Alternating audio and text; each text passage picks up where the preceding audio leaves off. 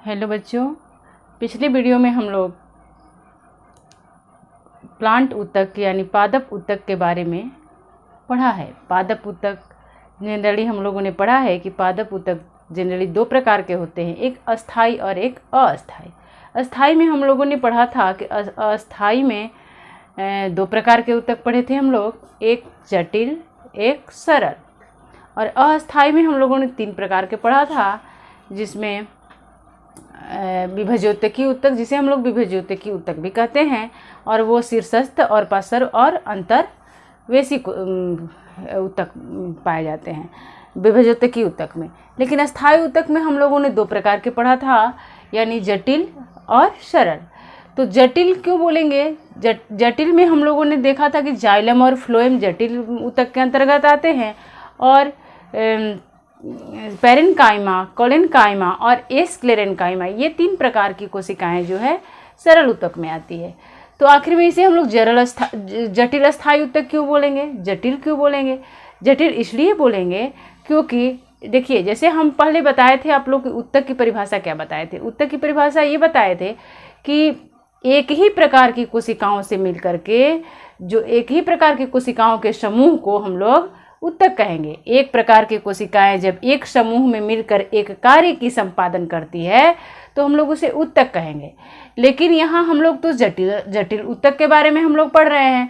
तो जटिल ऊतक, अब यहाँ जटिल शब्द क्यों लगा, इसके बारे में हम लोग जानेंगे कि आखिर क्या बात है। कि अभी तक आप लोग सोच रहे होंगे कि अभी तक हम लोगों ने तो ऊतक पढ़ा था, लेकिन यहाँ जटिल ऊतक क्यों पढ़ रहे हैं? क्योंकि जटिल इसलिए पढ़ रहे हैं क्योंकि हम लोगों ने जनरली ये ऊतक की परिभाषा तो पढ़ा है कि एक ही प्रकार के कोशिकाएं, लेकिन जटिल ऊतक में एक से अधिक प्रकार की कोशिकाएं एक समूह में मिलकर एक कार्य की जब संपादन करती है, उसे बोलेंगे जटिल अस्थाई ऊतक।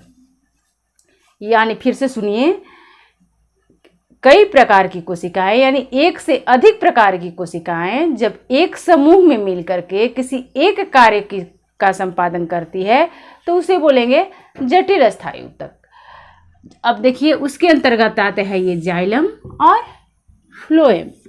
आज हम लोग चर्चा करेंगे जाइलम के बारे में, हम लोग विशेष रूप से पढ़ेंगे। देखिए, जैसे ये कोई प्लांट है, इसका ये रूट है, रूट मतलब जड़, इसका ये जड़ है। तो हम लोग पानी कहाँ डालते हैं? जड़ों में डालते हैं, जड़ों में हम पानी डालते हैं। तो एक चीज़ याद रखिएगा, जड़ों में जब हम पानी डालते हैं तो रूट यानी इसके जड़ के जो हेयर्स है, हेयर्स मतलब इसके जो रोम है ना, जिसे मूल रोम बोलते हैं। जड़ का मतलब मूल का अर्थ होता है जड़, और मूल रोम जिसको बोलते हैं, मूल रोम द्वारा खनिज, लवण और जल का अवशोषण किया जाता है। रोम द्वारा अवशोषण किया जाता है, और वो किस विधि द्वारा होता है? तब परासरण के विधि द्वारा। परासरण विधि हम लोग को फर्स्ट चैप्टर में पढ़ना था, और केमिस्ट्री में, चूंकि ये केमिस्ट्री में भी पढ़ना है, इसलिए मैंने इस टॉपिक को यहाँ डिस्कस नहीं किया। थोड़ा सा आप लोग पढ़ लीजिएगा, और केमिस्ट्री में आप लोग पढ़े होंगे कि परासरण कहते किसको है। तो परासरण विधि द्वारा जड़ों में खनिज, लवण एवं पानी का अवशोषण होता है। अब ये जो है मूल रोम क्या करता है अवशोषण करके? अब ये तना को दे देता है, तना को देता है। तो अब तने में क्या होता है भाई? तने में होता है यानी रूट को दे देता है। जैसे रूट हेयर्स अवशोषण करके रूट को देता है, और रूट में जो उपस्थित वेस्कुलर बंडल्स होते हैं, जाइलम और फ्लोएम दोनों को मिलाकर हम लोग वेस्कुलर बंडल्स बोलते हैं। यानी जो जाइलम कोशिका, तो हम लोग ट्रैक्टिड्स यानी वाहिनिकाएं के बारे में हम लोग पढ़ रहे थे। वाहिनिकाएं की कोशिकाएं जो होती है, ये इसका दीवार जो होता है लिग्निन का बना होता है, और इसमें जीव द्रव्य नहीं पाए जाते हैं। जब जीव द्रव्य नहीं पाए जाते हैं तो क्या होगा कि ये मृत कोशिकाएं होंगी। और इसके देखिए भाई, ये दोनों तरफ नुकीला है। जब दोनों तरफ नुकीला है तो एक के ऊपर एक ये खड़ा कैसे होगा? जब खड़ा भी होगा तो एक के ऊपर एक खड़ा जब होगा तो पानी एक के ऊपर एक कैसे पहुंच जाएगा? क्योंकि यहाँ तो नुकीला भाग है, पानी नीचे से ऊपर जाएगा कैसे? तो ये क्या करता है कि इसके बीच बीच में छोटे छोटे छिद्र होते हैं, जिसे पिट्स बोलते हैं।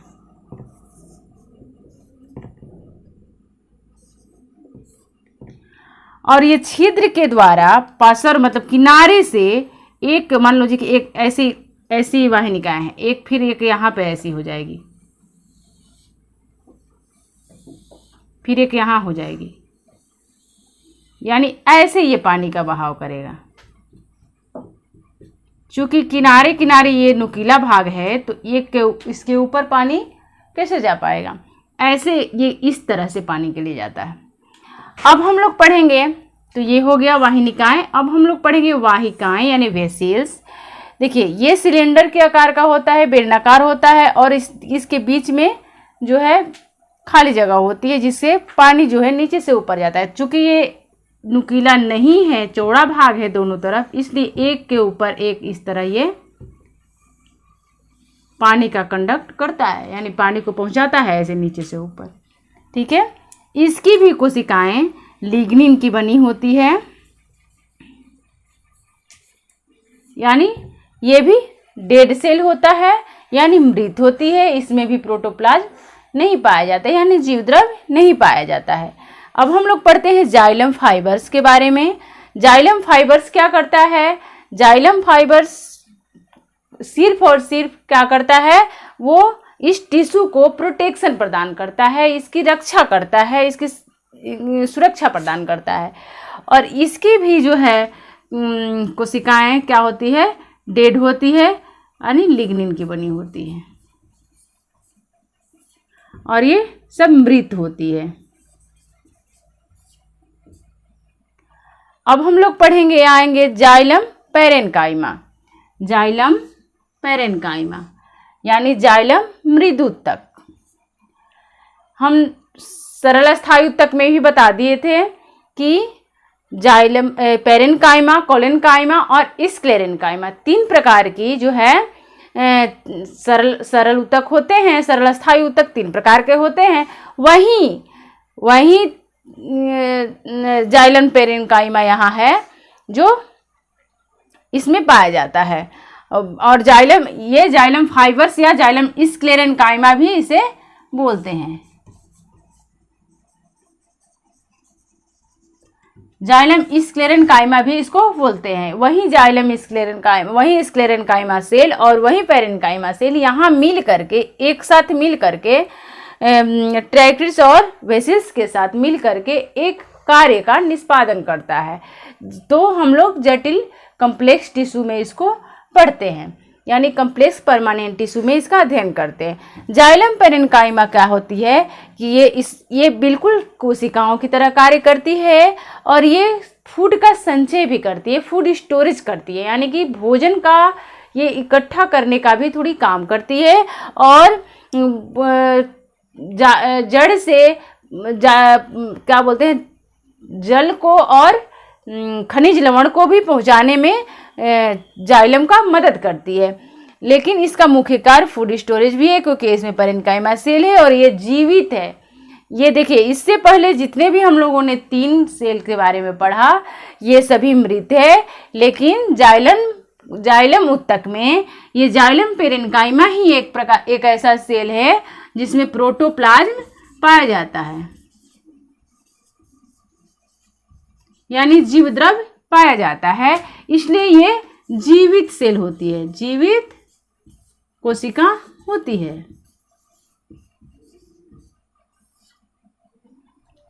तो हम लोगों ने अभी पढ़ा कि जटिल अस्थायी उत्तक में जाइलम के बारे में हम लोगों ने अभी डिटेल में पढ़ा।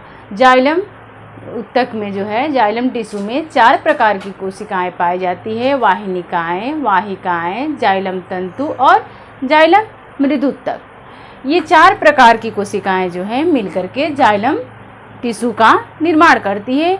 और इसे इसलिए जटिल कहेंगे क्योंकि ये चारों प्रकार की कोशिकाएं मिल करके एक काम का निष्पादन करती है, एक काम को पूरा करती है। वो काम कौन सा है? पौधों के जड़ों से बने जल और खनिज पदार्थों को पत्तियों और पौधों के अन्य भागों तक पहुंचाना। और इसे अवशोषण कौन करता है? इसे अवशोषण मूल रोम करता है। और इसे अन्य भागों तक पहुंचाता कौन है? Xylem tissue. अब हम लोग पढ़ेंगे, अब हम लोग देखेंगे कि देखिए अभी हम लोग की वाहिनिकाओं का आकार कैसा होता है। इसमें पीट्स के माध्यम से जल जो है एक दूसरे तक पहुंचता है और वेसिल्स जो है बेलनाकार होता है और ये भी इसका भी कार्य जो है जल एवं खनिज लवण को जड़ से तने से होते हुए पत्तियों और पौधों के अन्य भागों तक पहुंचाना भी इसका भी कार्य है। और ये भी मृत कोशिकाएं होती हैं और ट्रैकिड्स भी मृत कोशिकाएं होती हैं। अब हम लोग पढ़ेंगे जाइलम स्क्लेरेनकाइमा या जाइलम फाइबर। जाइलम फाइबर भी जो है इसकी भी कोशिकाएं, ये भित्ति जो है लिग्निन की बनी होती है और ये भी डेड सेल होती है यानी मृत होती है। और ये क्या काम करता है, ये इस जाइलम टिश्यू को जो है प्रोटेक्शन प्रदान करता है, इसकी सुरक्षा प्रदान करता है यानी इसकी मजबूती प्रदान करता है। अब हम लोग पढ़ेंगे अभी हम लोगों ने पढ़ा जाइलम पेरेन्काइमा यानी जाइलम मृदुतक के बारे में। जाइलम मृदुतक एक कोशिका की तरह कार्य करता है और इसमें केंद्रक पाया जाता है और ये इसमें प्रोटोप्लाज्म उपस्थित होता है, इसलिए ये जीवित सेल होता है। अभी चारों में सिर्फ एक जाइलम पेरेन्काइमा ऐसा सेल हम लोगों ने अभी पढ़ा जो जीवित है, बाकी तीनों डेड सेल यानी मृत सेल है। ये चारों सेल मिल करके जो है जाइलम उत्तक का निर्माण करता है और जाइलम उत्तक जो है पौधों को, इसका मेन फंक्शन है पौधों में जड़ों से पानी को और खनिज लवणों का अवशोषण कर पत्तियों एवं पौधों के अन्य भागों तक पहुंचाना। देखिए जाइलम जो है, ये मान लीजिए ये लकड़ी है, ये रेशा का भी निर्माण करता है। ये लकड़ी है, जब इसको हम लोग काटते हैं तो देखिएगा कि ऐसे रिंग टाइप की संरचनाएं पाई जाती है, यही होता है जाइलम। और इसको बोलते हैं, ये जो रिंग टाइप की संरचना जो है इसे बोलते हैं कैम्बियम। ये 10 साल में एक रिंग का निर्माण होता है और रिंग को काउंट करके, रिंग को गिन करके हम लोग पेड़ की आयु जो है निकाल लेते हैं। लेकिन क्या इस लकड़ी को अगर काट कर बहुत दिन तक अगर घर में रख देंगे तो इस रिंग को गिन कर हम इसकी आयु नहीं निकाल सकते हैं, क्योंकि काटने के बाद जब रख दीजिएगा तो अब तो रिंग का निर्माण हो नहीं रहा है। तो क्या होता है कि अब उसकी जो आयु निकालने का जो विधि है, वो काटे हुए लकड़ी को जब बहुत दिन से घर में रखे हैं अब उसकी आयु निकाल रहे हैं तो उसको कार्बन 14 के विधि से हम लोग निकालते हैं। लेकिन जब पेड़ काटा जाता है उस समय जो है कैम्बियम यानी इसके रिंग को गिन करके हम लोग पौधों की आयु निकालते हैं। इसकी बाहरी रिंग को हम लोग काउंट नहीं करते हैं क्योंकि तो बाहरी आवरण है। इसके बीच में 10 साल में एक राउंड का जो निर्माण होता है इसको गिन करके हम लोग पेड़ की आयु निकाल सकते हैं। अब देखिए जाइलम जो है, जाइलम फाइबर जो है इसमें रेशा का निर्माण करता है। और देखे होंगे कि जब लकड़ी काटने वाला, जब हम लोग कोई लकड़ी काटते हैं या कोई भी जब लकड़ी काटता है तो इस तरह वार करता है ना, कि इस तरह काटने पर क्या होगा कि लकड़ी जल्दी कटेगी नहीं, क्योंकि ये जो रेशा है वो इस तरह होता है। जब ये इस साइड होता है, लॉन्गिट्यूडनल होता है, लंबाई में होता है, तो अगर हम ऐसे काटते हैं तो जल्दी से कट जाता है। तो वही क्यों कटता है ऐसे, ये जाइलम फाइबर के वजह से। जाइलम स्क्लेरेनकाइमा की कोशिकाएं जो है इस तरह लॉन्गिट्यूडनल यानी लंबाई में लकड़ियों में पाया जाता है। अगले वीडियो में हम लोग फ्लोएम के बारे में पढ़ेंगे और इसे आप लोग अच्छा से पढ़ लीजिएगा, इसे रिवीजन कर लीजिएगा। मिलते हैं नेक्स्ट वीडियो में। थैंक यू, धन्यवाद।